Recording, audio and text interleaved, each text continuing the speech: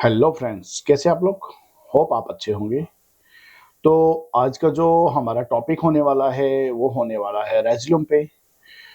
Resume में हमने ना काफ़ी जो है मैसेज वगैरह आए हैं कि जो है ऑलरेडी मैंने वैसे तो इस पे वीडियो बना चुका हूँ, बट फिर भी उसके बाद भी कुछ डाउट्स हैं वो हम लोग क्लियर करते हैं कि रेज़्यूमे के अंदर जो है वो 2 प्रोसेसर या 2 से अधिक जो प्रोसेसर वो कैसे कनेक्टेड करने हैं।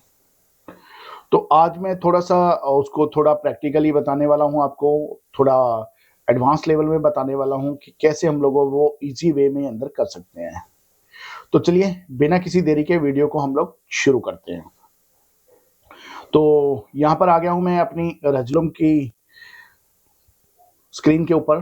तो यहाँ पर मैं एक चीज़ इसको शुरू करने से पहले मैं आपको एक बात बोलना चाहूँगा कि देखिए आप प्रोसेसर तो कनेक्ट कर सकते हैं, 2, 3, 4 जो भी है।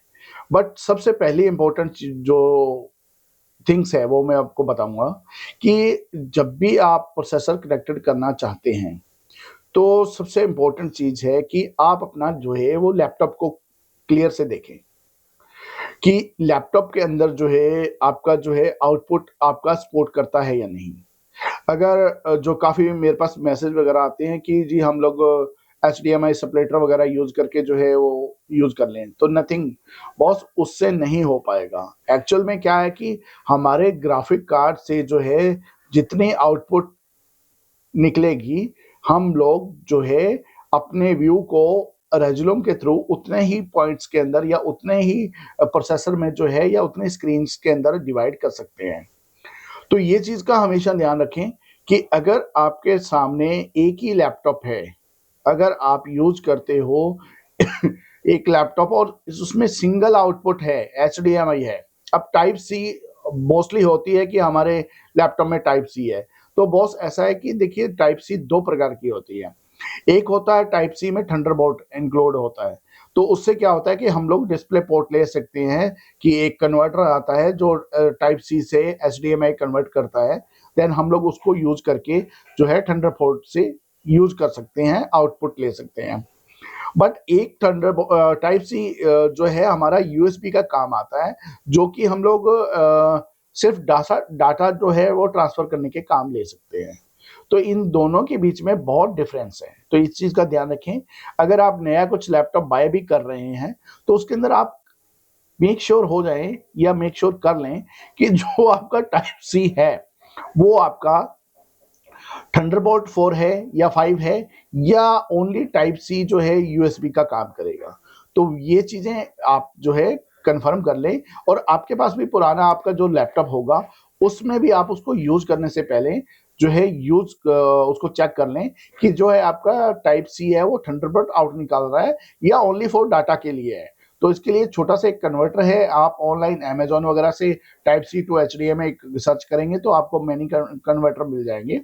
तो आप कोई भी एक कन्वर्टर लेकर सबसे पहले अपने लैपटॉप को चेक करें, देन उसके बाद में जो है रेज़्यूमे के साथ कनेक्ट करें कि आपका जो है आउटपुट अगर 2 लैपटॉप या 2 प्रोसेसर से आउटपुट आपका एचडीएमआई आपका लैपटॉप सपोर्ट करता है, देन जो है आप इसकी तरफ जा सकते हैं। तो चलिए, ये छोटी-सी इन्फॉर्मेशन ज़रूरी थी। चलिए उसके बाद आगे शुरू करते हैं। अब देखिए मैं यहाँ पर क्या करता हूँ, एक छोटा-सा मैंने यहाँ पर आउटपुट फॉर एग्ज़ाम्पल के लिए आपको लिया है। तो अगर मैं इसके ऊपर क्लिक करता हूँ तो इसका साइज़ है 2496 और 960, ठीक है? तो हम लोग कंपोज़िशन भी इसी साइज़ की बना लेते हैं। 2400 एंड 960 ओके डन। मैंने इसको अप्लाई किया तो ये मेरी कंपोजिशन बन गई है। ओके, तो यहाँ पर मैंने क्या किया हुआ है, सेपरेटली 3 जो वो बनाए हुए हैं, इस टाइप से ग्रिड बनाए हुए हैं, सबको डिवाइड किया हुआ है। चलिए एडवांस सेटिंग में चलते हैं, तो इसी के अकॉर्डिंग हम लोग आज काम करेंगे। यहाँ सिंपल, यहाँ मैंने आपको बताया कि जितने आपके पास लैपटॉप या सिस्टम कनेक्टेड हैं, आपका डिस्प्ले यहाँ पर उतना ही दिखाएगा। इस टाइम जो है मैं 2 मेरे मॉनिटर जो है मेरे लैपटॉप से कनेक्टेड हैं, तो डिस्प्ले 1 तो जो फर्स्ट वाला डिस्प्ले है मेरा जो है अपने लैपटॉप का है। सेकंड डिस्प्ले जो है मेरे एक पीसी का सिस्टम का है, सी मॉनिटर का है और ये जो डिस्प्ले 3 है ये मेरे दूसरे मॉनिटर का है। तो यहाँ पर आपको शो होगा, जितने आप उसमें कनेक्टेड करेंगे उसी तरीके से आपको भी यहाँ पर शो होगा। ठीक है, तो यहाँ पर चलते हैं हम एडवांस सेटिंग्स के अंदर। तो यहाँ से मैं क्या कर लेता हूँ, इसको न्यू कर देता हूँ। तो अब देखिए इनपुट एंड आउटपुट मेरे पास ये है और यहाँ पर अगर मैं इसको थोड़ा सा इस टाइप से करके दिखाऊंगा तो आप ये चेक करेंगे कि ये जो मैंने बनाया है, ये देखिए लेफ्ट विंग्स लिखा हुआ है, यहाँ पर मैंने P6 को यूज किया है। P6 का कितना कैबिनेट, 1 2 3 4 5 6 कैबिनेट जो है लंबाई के अंदर है। हाइट में कितना है, 1 2 3 4 5 6 7 8 कैबिनेट जो है मेरे लेंथ के अंदर है, हाइट के अंदर, सॉरी हाइट के अंदर है। ठीक है, तो वैसे ही लेफ्ट और राइट के अंदर भी सेम है। ठीक है, और सेंटर के अंदर मैंने क्या यूज किया है, सेंटर में मैंने अगर देखा जाए तो मैंने 4.8 यूज किया है और 4.8 का कितना कैबिनेट्स लगा हुआ है, 1 2 3 4 5 6 7 8 9 10 कैबिनेट लेंथ में और 8 कैबिनेट्स जो है आपका हाइट के अंदर है। मतलब अगर मैं बात करूं, इसको देखता हूं तो यहां से P6 का कैबिनेट और P4.8 का कैबिनेट हाइट के अंदर सेम है, लेकिन यहाँ पर आपको स्पेस मिलेगा। बिकॉज क्यों, क्योंकि यहाँ पर हमने P6 का जो कैबिनेट होता है वो 96 का होता है और इसका 4.8 का होता है जो 120 का होता है। तो ये चीजें आपको देखना पड़ेगा और प्रॉपर तरीके से अब मैं इसके ऊपर काम कर सकता हूं। तो कैसे करना है, देखिए यहाँ पर आपके पास में स्क्रीन 1 है, तो स्क्रीन 1 है, मान लीजिए आपके पास स्क्रीन जो 1 है आपका 4.8 है। ठीक है, तो यहां से आप सिंपली यहां जाएंगे स्क्रीन 1 पे और यहां पर आप वर्चुअल डीजे, ये जो वर्चुअल आउटपुट है, यहां पर आप जो है अपना सेंटर की स्क्रीन का कौन सा प्रोसेसर है वो कनेक्ट कर लेंगे। ठीक है, तो अगर मान लीजिए डिस्प्ले 2 पे लगा हुआ है आपकी सेंटर स्क्रीन का प्रोसेसर, तो आप डिस्प्ले 2 कराएंगे और अगर 3 पे लगा हुआ है तो 3 आप यहां से सिलेक्ट कर लेंगे। ठीक है, आप कोई भी जो जिसके ऊपर आपका जो प्रोसेसर लगा हो, वर्क कर रहा हो, सिर्फ सेंटर का ध्यान रहे, सेंटर का, तो वही करना है। और उसके बाद आपने जाना है यहाँ पर स्लाइस 1 के अंदर, इनपुट के अंदर। तो इनपुट में हमारा सेंटर क्या है, ये रेड वाला पार्ट है। तो ये रेड वाले पार्ट को मैं क्या करता हूं, सिलेक्ट कर लेता हूं लाइक दिस। ठीक है, मैंने ऐसे सिलेक्ट कर लिया। अब सिलेक्ट करने के बाद में क्या है, ये सेंटर पॉइंट मैंने सिलेक्ट किया है, लेफ्ट और राइट को नहीं किया।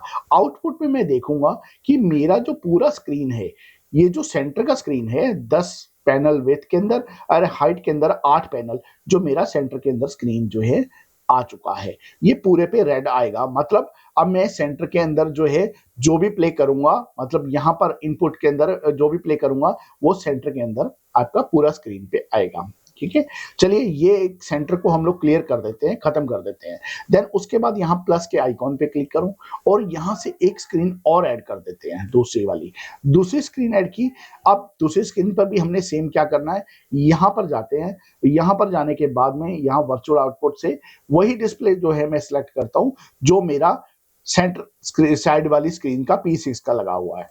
अब इसमें क्या है कि आपने दोनों विंग्स बनाए हैं P6 के और सेंटर की स्क्रीन जो रखी है आपने 4.8 की रखी है।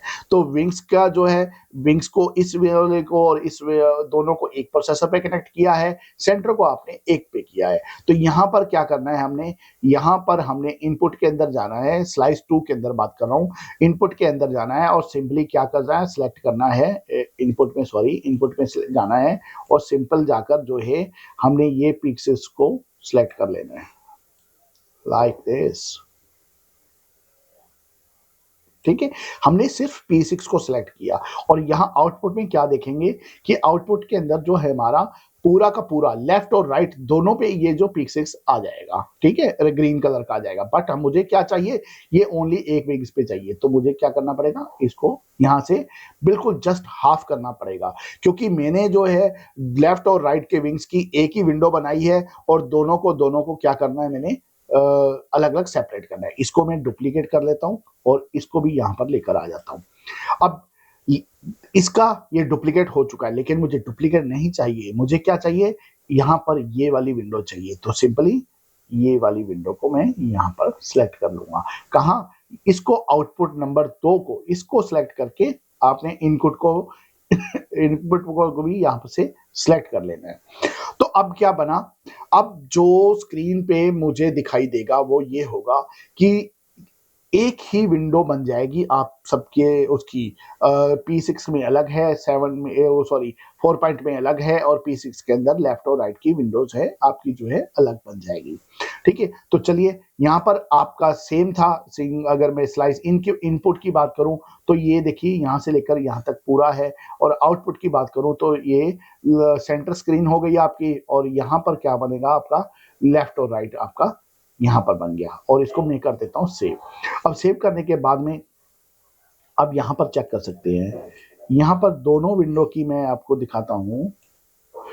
ठीक है, अब यहाँ पर क्या करते हैं, यहाँ पर मैं स्क्रीन 1 कर लेता हूँ, तो ये देखिए मेरे पास स्क्रीन 1 का व्यू आएगा, और यहाँ नीचे में जो है स्क्रीन जो है 2 कर लेता हूँ, तो यहाँ पर मेरे पास क्या आ रहा है, स्क्रीन 2 का व्यू आ रहा है। ठीक है, अगर मैं यहाँ से कोई विजुअल्स ग्राफिक्स या कुछ भी प्ले करता हूँ तो देखिए अगर मैं यहाँ से कुछ प्ले करता हूँ, ठीक है, तो अगर मैंने यहाँ पर कुछ प्ले किया, ठीक है, अगर मैंने यहाँ कुछ प्ले किया तो आपका जो विजुअल्स आएगा वो एक ही बनकर आएगा, एक जैसे बनकर आएगा। ये सेंटर में चल रहा है और लेफ्ट और राइट के अंदर भी चल रहा है, उतना ही व्यू आएगा आपका। हाँ, इतना जरूर है कि आपका जो है व्यू यहाँ से ऊपर नीचे से थोड़ा कट जाएगा, क्योंकि P6 में साइज छोटा है, पिक्सल का साइज छोटा है, लेकिन व्यू आपका पूरा ही आएगा। ठीक है, तो इस टाइप से जो है आप दो प्रोसेसर को कनेक्ट करके यूज कर सकते हो। और दूसरी बात यही यहाँ मैं इसी वीडियो में आपको कवर कर दूं, मैं इसको बंद करता हूं।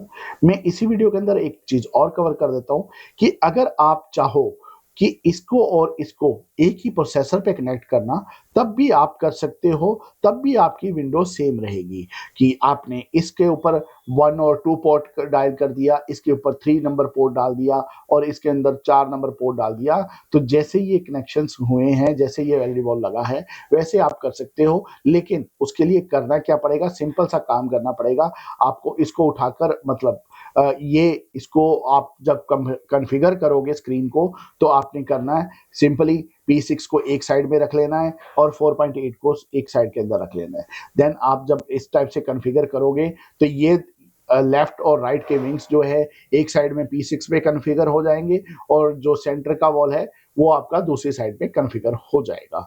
तो इसके ऊपर मैंने ऑलरेडी वीडियो बनाई हुई है, आप जो है जाकर मेरा दूसरा वीडियो चेकआउट कर सकते हो कि दोनों जो है दोनों अलग अलग जो है पिच को हम लोग एक ही उसके ऊपर कैसे एक ही प्रोसेसर में कनेक्ट कर सकते हैं।